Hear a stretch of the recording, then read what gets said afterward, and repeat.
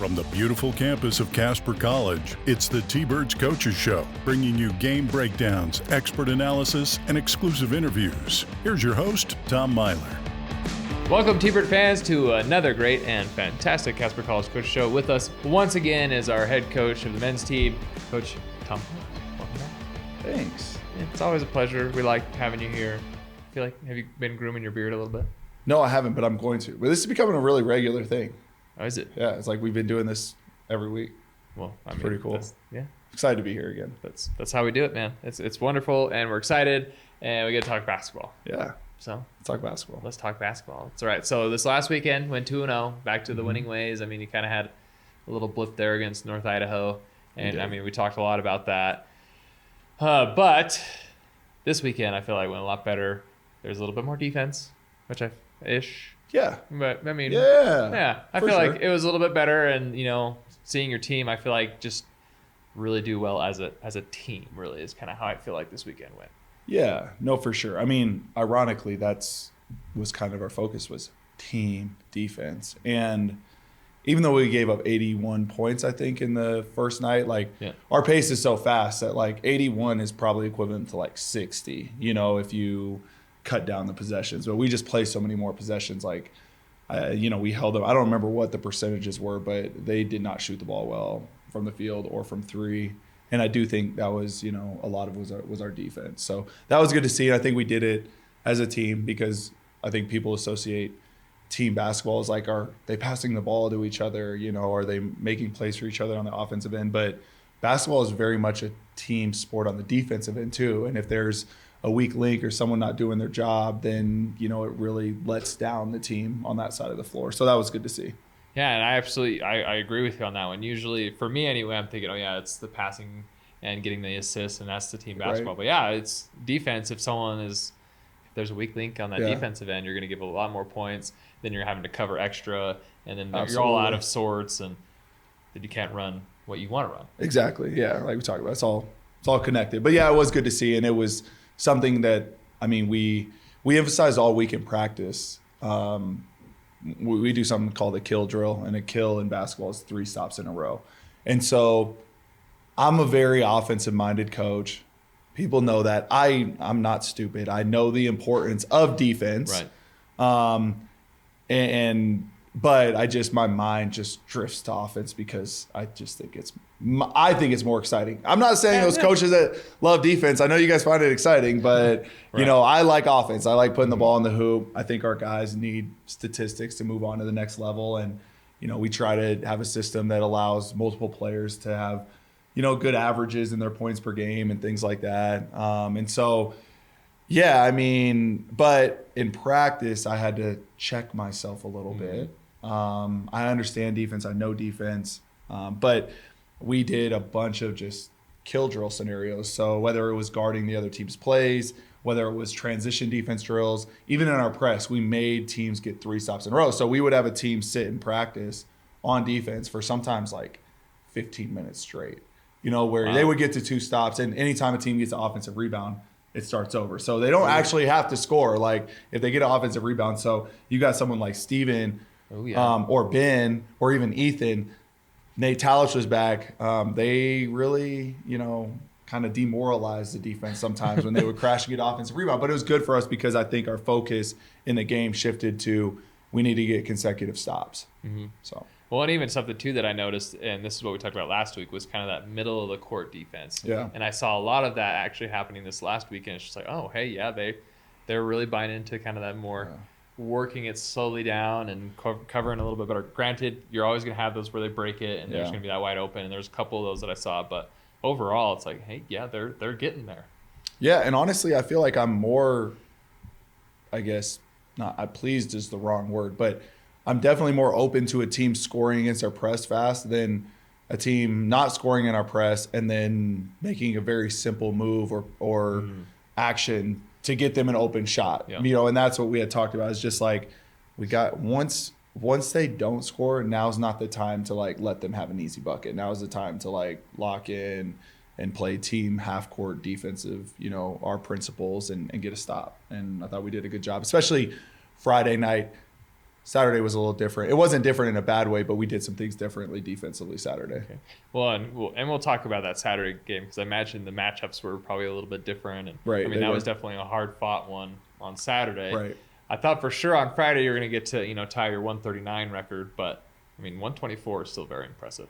Yeah, we took a lot of guys out. I mean, I don't think the majority of our starters played, with 10 minutes left. I think it was like 9:55. Saw some fans leaving the game at 9:55, and I'm like, I mean, this is good. This is exciting that we're in a position to win, but I'm like, dang, like 10 minutes left in the game. I was like, I feel like we accomplished something in a way because fans were leaving because they knew we were going to win. Yeah. And there was still 10 minutes left that you had to get out of the parking lot before the traffic jam, that we have at Casper, Wyoming. But anyway, yeah, we took a bunch of guys out, so a bunch of guys got to play, which is always good. But yeah, I thought from a team standpoint, we had 3 guys with double doubles, which I don't know if that's ever happened in my career. To have 3 players on one game have double doubles, so that was pretty exciting. That is very impressive. Yeah, and that's also kind of why I'm thinking about the team plays. It's not just Abdul.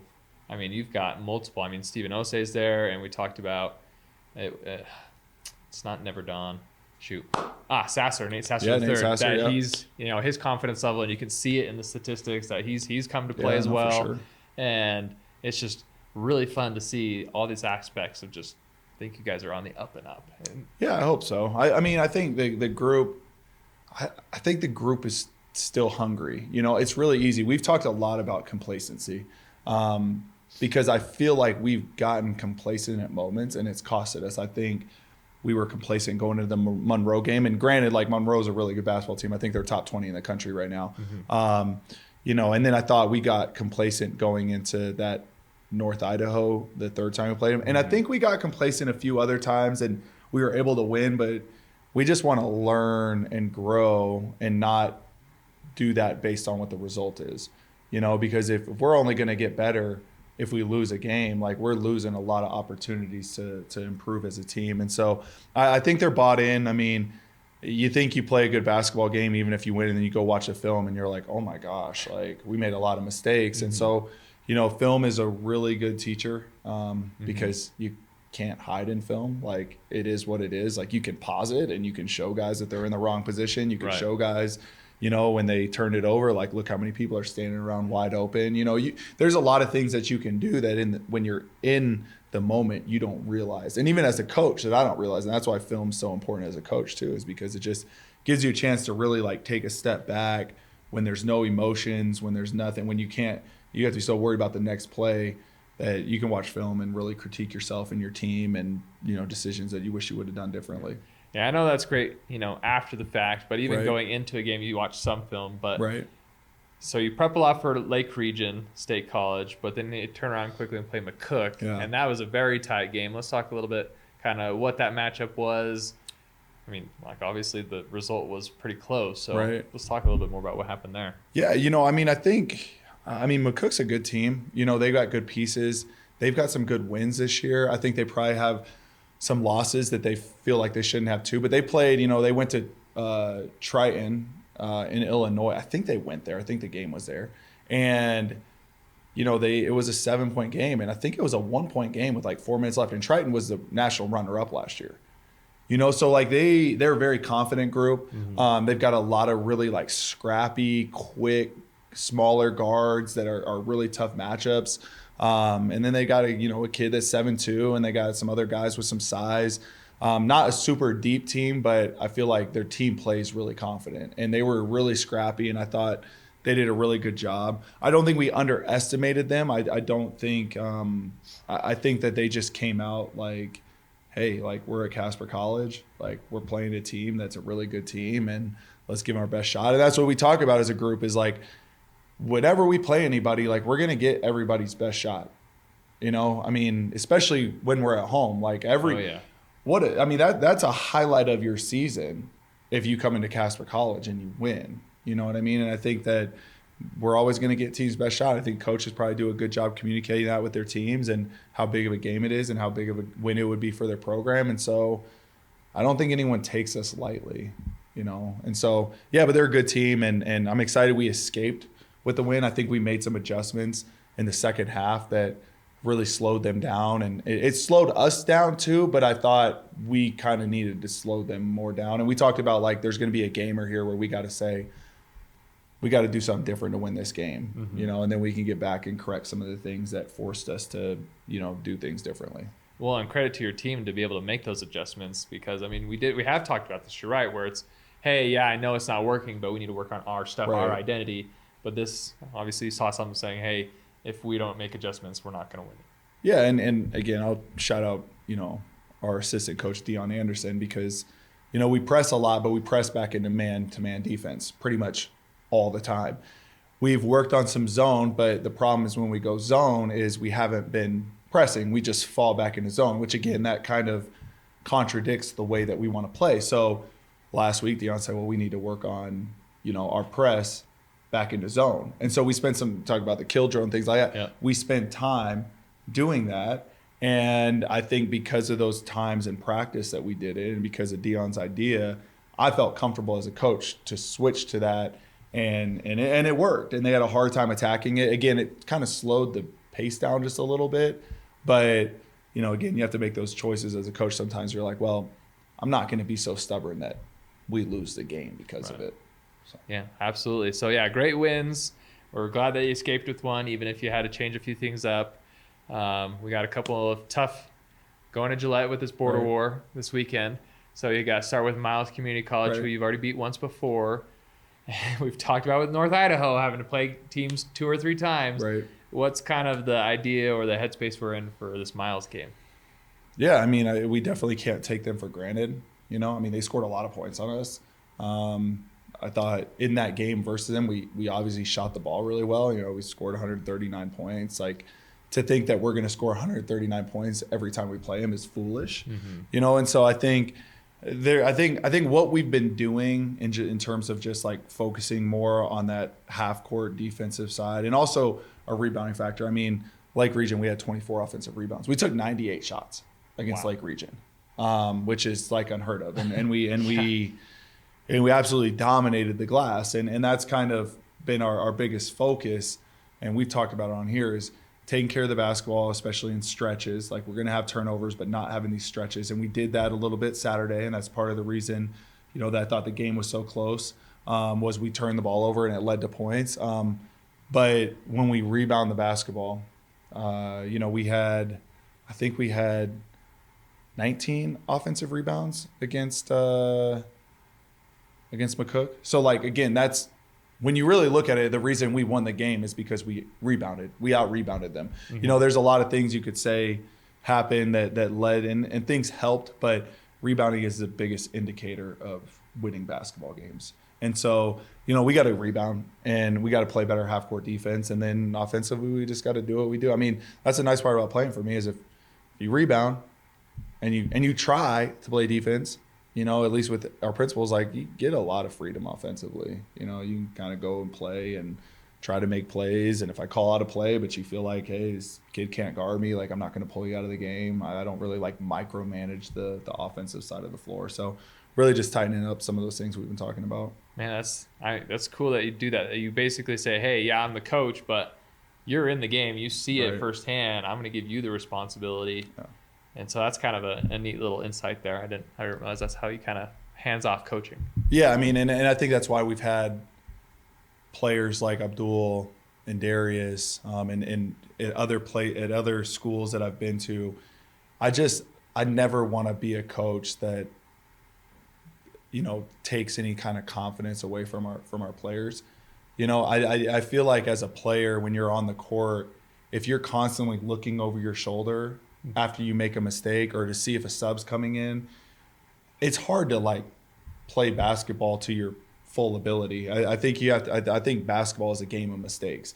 Now, you can't go make the same mistake 3 times in a row. Yeah. But it's kind of like you go and you try something and you turn the ball over. The next time, run the play. Mm-hmm. You know what I mean? And then if you feel like you're in a situation where, all right, it's been a few possessions or whatever, okay, try it again. But I just want our guys to play free. I want them to play confident. I've had coaches that I've played for where it hasn't been that way. And it's hard because you're trying to do the right thing, but in your gut and with all the work you put in, man, I can make this shot, or I could take this guy, or we could run something else. But then you're like, but if I do that, I'm going to come out of the game. And I just never want to be that coach. Well, it definitely, it is paying off already. And I imagine as we go throughout the season, we're going to really see that pay off even more. I mean, even just talking about recently with Nate Sasser, I feel like that's why he's been able to do what he has now, is just because you've said, hey, look, I know what you can do it. Yeah, no, and he was really good in Saturday in that stretch of the second half. I mean, arguably, like the guy that kind of made that pendulum swing to give us the momentum in that game again was when he, Abdul kind of realized, like, all right, they're going to guard me like this. What can I do? And we started setting some screens with Abdul on Nate Sasser's guy, and Nate Sasser started getting in the paint and drawing fouls, and just kind of became a really tough matchup for them. And I asked Nate yesterday in film, I'm like, what do I got to do to get that switch turned on all the time? And he said, I have to make him mad. And I didn't really like that answer. And so in practice, I'm like, man, like you're like probably one of my top 5 favorite guys I've ever coached. Like, I love the kid. I mean, he's just such a joy to be around, and he's a joy to coach. And it's like really like one of my favorite guys that I've ever coached. I got to, be not nice to, and chew him out. And I'm like, so he's like, well, you could just send me like a recording to my phone and I could just listen to it before the game, but I don't know. I mean, Nate's a phenomenal young man and a really good player, and somebody that's just happy if we win. If he's a big part of it, great. If someone else steps up, great. Like, he's the same guy, and those are the kind of guys that you love in your program. Yeah, I mean, it's definitely very helpful to have those kind of coachable team players that For will, sure. They'll fit where they need to be. Exactly. So Miles Community College, be a second time you play them in Gillette, and then you'll turn around and you'll play a North Dakota State North Dakota State College of Science. There it is. Yep. College of Science. NDSCS. NDSCS. Said awkward look at the camera. Did you see that? Yeah, I like it. The fans appreciate it, I guess. All right, so NCSDS, and the North Dakota State College of Science. Look at that. See, I got it that time. Yeah, there you go. And what can we expect with this game? Traditionally, they have been one of the best teams in their region. They do have a new coach. Their coach, Stu, sorry if I butcher your name, Engen, E-N-G-E-N. He was there for a long time. He took an assistant job, I believe, at Idaho State. He was there for a long time, and like they went to the national tournament a lot of times. Kind of a younger coach, a coach that played for him, I believe, 2015, 16, 17 range at School of Science, and then transferred to West Texas A&M. The kid's at playing record that's coaching him. He's not a kid, but I coached against him, so I feel like he's a kid. It's like 126 and like 19. He went to back-to-back, I believe, Final Fours, Division II. And so like he knows winning, right? Yeah. I think he's going through kind of some first year just head coach, growing pains, trying to figure things out.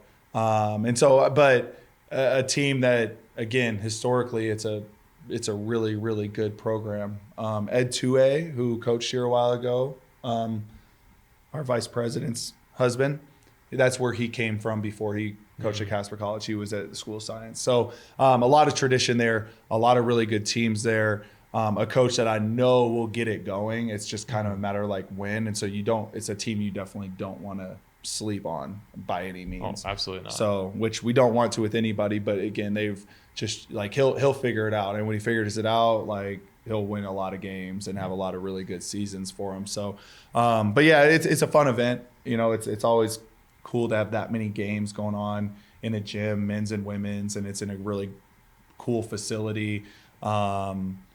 Besides that it's Gillette, but it's still a fun trip, and it's only a 2-hour bus ride. Yeah, which is a huge positive. Absolutely, it is. I will admit, Gillette's got a great facility, so it's fun to play there. And I think I know the answer to this question, but I'm going to ask it anyway. Okay. For us to be successful against North Dakota State College of Science, what does the team need to focus on? What needs to happen? Yeah, same stuff.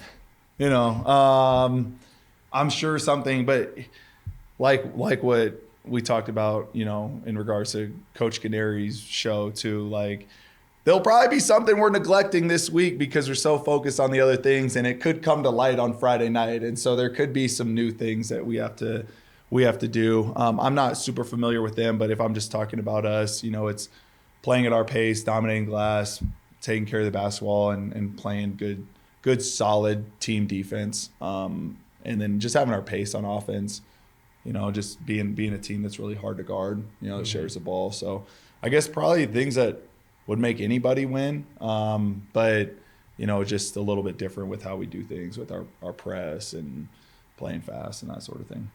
Absolutely. Sounds like I knew what the answer would be, but yeah, I mean, that's what we can sorry. control. I'm boring. Hey, that's absolutely okay, because I mean, if you do your thing, and it should force them to get out of system, and well, that should allow you to really focus on offense and scoring, play that solid team defense, get the pressure going. It should end in a great result for us. Yeah, no, absolutely. So, all right, Coach. Well, it's a pleasure. We're excited for this weekend. Yeah, we know we can't watch you here, but we can at least we should be able to watch you live. Yep. And so they stream that. So fans, if you want to support vicariously, sitting at home watching from the TV or computer, you can definitely do that. Yeah, or if you like to drive to Gillette. If you like Gillette, like the town, the community. If you're at Gillette and happen to be a Casper College fan. If you're a Casper College alum in Gillette, all people are welcome. That's true. All right, well, thanks, Coach. It's a pleasure having you here. And T-Bird fans, we will see you next time.